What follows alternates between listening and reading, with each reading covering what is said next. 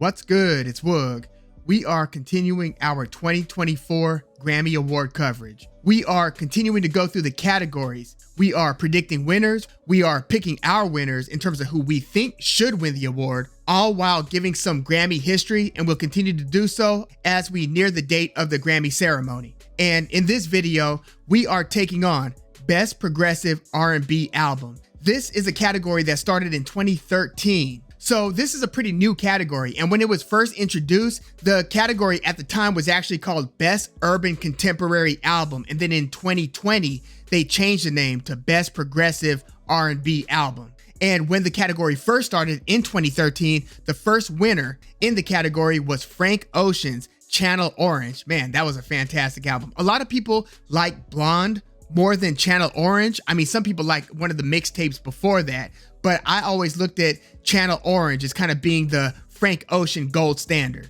And when the award first started, there were only 3 nominees, and the other 2 nominees that year that Frank Ocean won were Chris Brown with Fortune and Miguel with Kaleidoscope Dream. The most wins in this young category is a tie between Beyonce. One of those 2 Beyonce wins was One Half of the Carters. Remember that project she released with Jay-Z? So she won twice with that Carters album and then with the Lemonade album prior to that. And the artist that's tied with her is The Weeknd, who's also, like her, won it twice. The Weeknd won it with Beauty Behind the Madness and then with Starboy after that. So The Weeknd has actually kind of boycotted the Grammys, or at least refused to submit his work. So with his last 2 albums, After Hours and Dawn FM, he wasn't even nominated. Otherwise, I think that he would probably have won a 3rd time at least in this category. But then again, Beyonce's Renaissance wasn't nominated, so she could have probably won a 3rd as well. But again, this is such a young category. Again, it started in 2013, so you're really getting a small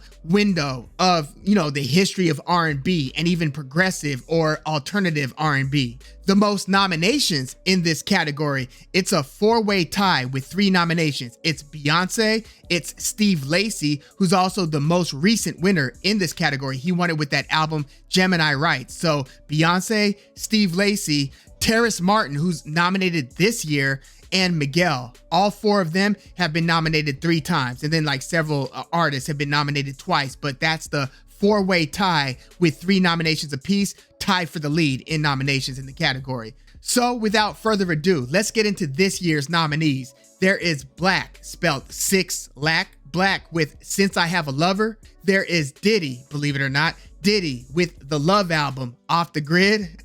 I mean, damn right he's off the grid. In fact, he is not even accepting his invitation to the Grammys. He's not going to attend the Grammys. I'm surprised that he is still in contention, that they haven't removed him and his nomination in light of all of the allegations and the settlement and basically all of the torturous and horrible scandal associated with Diddy. But yeah, he's still nominated here with the Love album, Off the Grid. Then there's Terrace Martin and James Fauntleroy. It's a collab EP, actually. It's not even a full album. It's an EP less than 30 minutes long called Nova.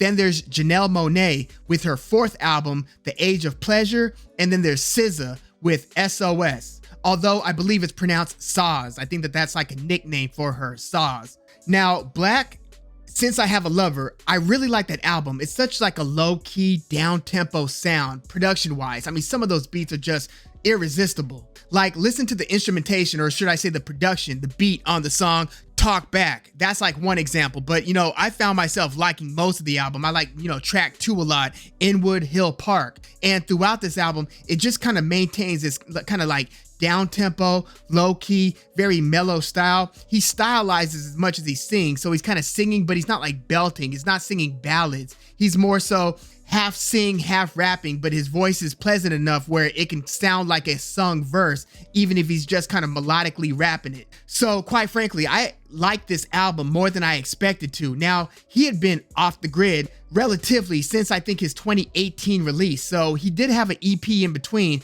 but think about it. That's like 5 years for like an emerging young artist. And if you look at the commercial success or lack of success with this new Since I Have a Lover album, it's almost like the absence, the 5-year layoff, if you will, albums wise, it kind of impacted his popularity. Like he didn't have one single to chart on the US Hot 100. He had a couple in the past, but it's almost like the buzz around his name had kind of evaporated a bit because of his relative inactivity. But in terms of his album quality, I like this Since I Have a Lover album a lot. Now, Diddy, again, he's not even taking the invitation. But in terms of the album itself, like, I gave this thing a listen. I first listened to it, right, before the Cassie allegations and the filed lawsuit and the scandal, all of that broke. I listened to the Diddy album once before the scandal, and I re-listened to it after the scandal. It's a very good album. It's a very long album. It's like an hour and a half long. That's a lot of listening, but I can imagine the amount of work that he went through to get all the producers to make the songs, and it's just a very well put together, well produced, again, very long, tons of songs, but pretty high quality songs. And unfortunately for him, that work is gonna pretty much be all for naught. Like, the chances of that album having big success are about as good as like Bill Cosby's next TV series. You know what I mean? Like, it's just not gonna happen. Not right now, at least. So I don't care if this album was as good as like Marvin Gaye's What's Going On. It ain't winning in this category this year. I don't think he's gonna win anything Grammy-wise this year. Now, if it wasn't for any scandals, he might be in the running. Again, this is a very, very good album. A lot of good features, and just like it maintains a pretty high energy throughout it. It's, topically, conceptually, it's a pretty positive album. Like, Diddy had changed his name to Love. And I remember in the comments, because I mentioned that Diddy, had given publishing rights back to a lot of his, bad boy artists. And then a lot of the comments were saying, I bet you a scandal's about to break. You see Diddy making these moves, I bet you something big is about to break. And basically, he's trying to better his reputation before he goes in with all this bad stuff. And I don't know, like, changing the name to Love, making that gesture where you're giving the publishing back to your artist after you've already pretty much sapped the life out of, the worth of those songs over the past 20 something years or less. But, Bad Boy's been around for a while. But yeah, it's just kind of funny that he changed his name to Love, made these gestures all before this horrific scandal breaks. So you just wonder if he knew something was coming down the pike. But again, I don't think he's got any chance of winning this award this year. But I mean, feel free to give it a listen. But I mean, I'm not going to wholeheartedly advocate for anything related to him right now until the dust settles and we find out what's what. And I don't know, like, the settlement, a lot of people haven't forgiven based on what we read in those accusations, allegations, and then even more people coming forward. It's just a big mess. So yeah, right now, Diddy's name is pretty much mud in the game. It's a pretty toxic reputation right now, but we'll see how all that plays out. He ain't winning this award though. And then there's Terrace Martin and James Fauntleroy. Terrace Martin is one of those musicians. He's like a fantastic sax player. He was producing for a lot of artists like Snoop Dogg, Corrupt, DJ Quick, several other artists. Kendrick Lamar, he did a lot of playing on To Pimp a Butterfly, for instance. He's like one of those well-respected, well-renowned. He's like in these super groups with musicians like Kamasi Washington, Robert Glasper, Ninth Wonder, right? So he's one of those well-respected, highly sought-after musicians, but he's also very prolific in terms of his own projects. I remember really liking this album of his from like 2016 called Velvet Portraits. To this day, that might be my favorite Terrace Martin project. But this past year, 2023, he released at least 8 projects. One of them was this EP that's being nominated. But quite frankly, this isn't even like one of the top 3, in my opinion, in terms of what I enjoy the most. This isn't one of the top 3 projects from Terrace Martin this year. Now, I know he did it with vocalist and songwriter, producer James Fauntleroy, another name you need to know in the game. Look at some of the people he's collaborated with over the years. But I was kind of hoping that Terrace Martin would try to get nominated with the album Fine Tune. Listen to that album. Like, he's got this like saxophone version of SZA's Snooze, track 2 on that Fine Tune album. I like Fine Tune more than this Nova. Now, Nova's pretty good. Again, it's pretty short. It's an EP, but it didn't really grab me in the way that some of these other projects did. So again, Fine Tune I found to be fantastic.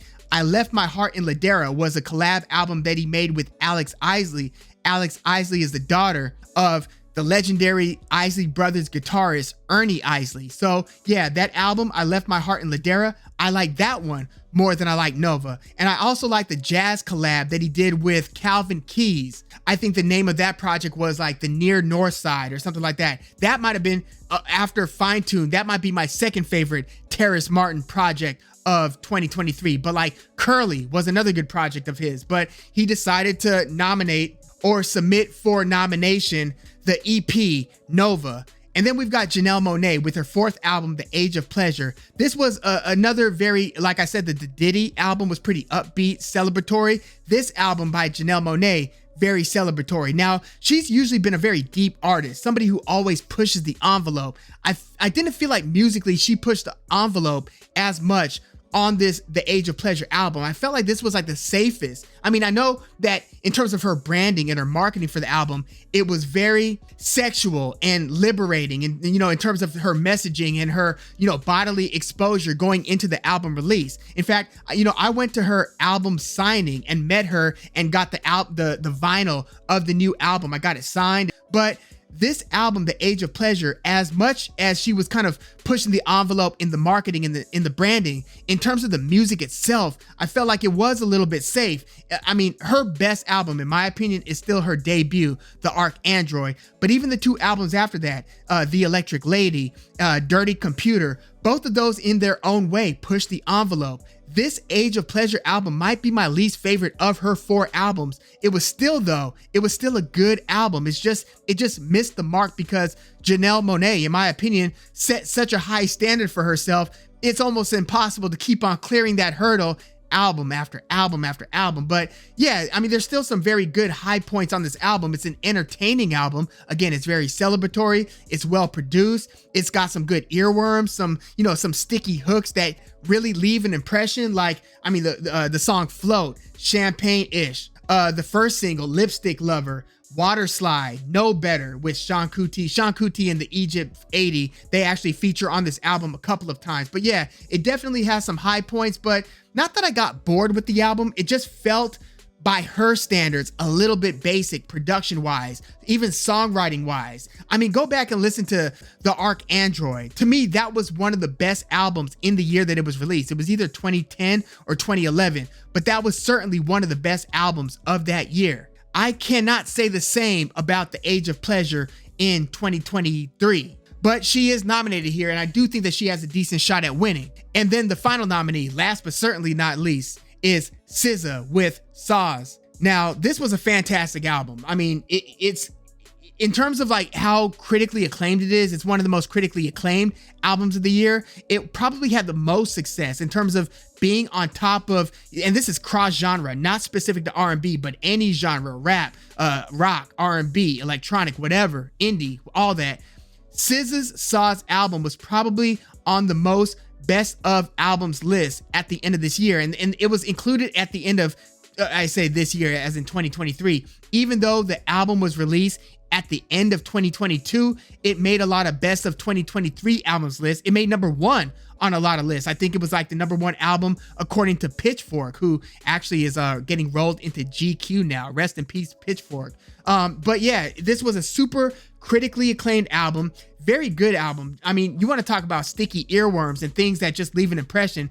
That single, Kill Bill, I cannot get that chorus out of my head. From the woozy kind of trippy production to the melody on that hook, that song is just so undeniably catchy. Some of my other favorite songs from that SZA's album were Snooze, Gone Girl. Gone Girl is a really good song. I like Love Language, Blind, and Seek and Destroy. I really like the song that Phoebe Bridgers, one of the it girls on the indie scene, she's also one of the 3 members of Boy Genius. Phoebe Bridgers features on Ghost in the Machine, another very good album from this SZA's album.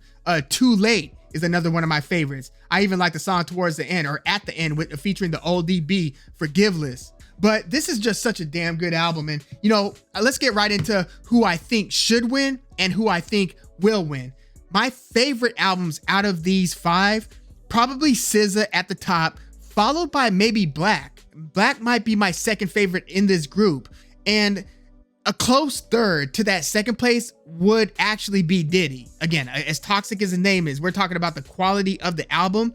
The Love album, Off the Grid, for me would either be second or third in terms of my personal favorite. But my favorite is probably SZA.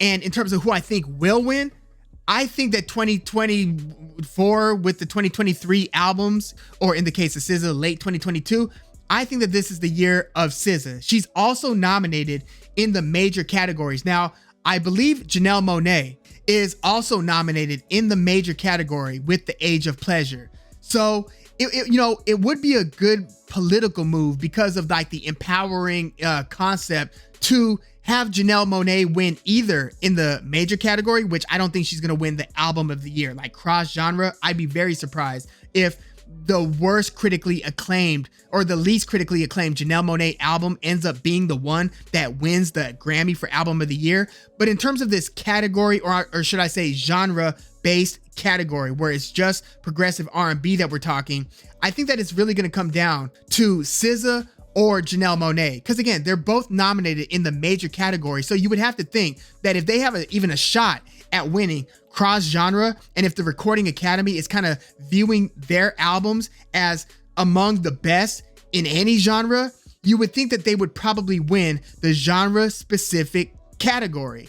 And in this case, again, SZA and Janelle Monae are both nominated in the major album of the year category. So I think that it's going to be out of those two, but I'm going to go with SZA to win here. I feel like there have been times with award shows and stuff in the past where she was slighted a little bit. And I think that this will be a big makeup call. And I think that she's going to really receive her flowers in a way that she didn't with her last album. So if I had to predict a winner, I think it's going to be SZA with SZA, and rightfully so. Again, this is probably the album out of these five that I see as being the best of the five. Again, I really like that Black album and I really like the Diddy album. But again, you could pretty much cross Diddy off the list in terms of having any shot at winning this. SZA for me should win, and SZA I believe will win. But yeah, let me know your thoughts on this category and on its nominees. Let me know if there are any albums that you would have liked to have seen nominated in this category. Again, this is progressive R&B. So if you were thinking of an R&B album that should have been nominated here, it might have been nominated in the other R&B category with just best R&B album. This is progressive R&B. It seemed to be a somewhat alternative version of R&B. But yeah, let me know what you think about this category, its nominees. Who do you think should win, and who do you think will win this award? Please like the video, subscribe to the channel if you love music like I do. I'm Woog. Thanks for tuning in.